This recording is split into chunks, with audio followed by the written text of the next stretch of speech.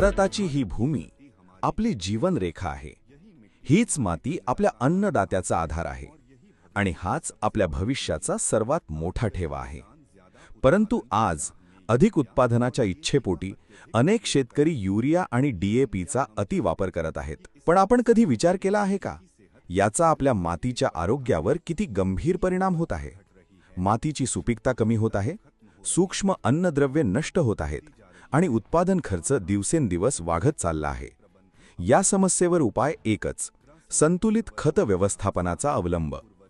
रासायनिक खतांसोबतच जैविक खतांचा वापर, हिरवळीच्या खतांद्वारे मातीचे नैसर्गिक पोषण वाढविणे आणि गांडूळ खताच्या सहाय्याने मातीची गुणवत्ता सुधारविणे.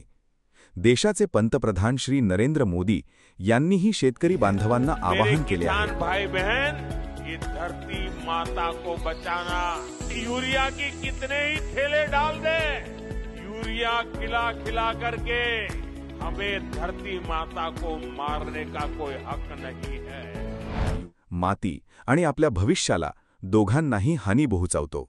देशभरातील भारतीय कृषी अनुसंधान परिषदेच्या सर्व संस्था आणि कृषी विज्ञान केंद्र मिळून संतुलित खत व्यवस्थापनाबाबत जनजागृती करत आहेत.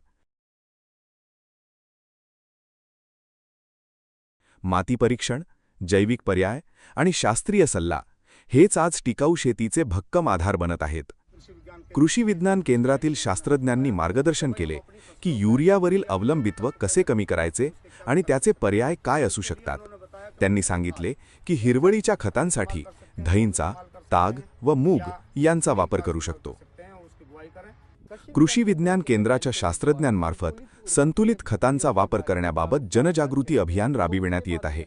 यामुळे नैसर्गिक शेती आणि जैविक खतांचा वापर सुरू केला, त्यामुळे उत्पादन खर्च कमी होऊन जास्त नफा मिळण्यास सुरुवात झाली आहे. शेवटी एकच संदेश: माती आहे तर भविष्य आहे.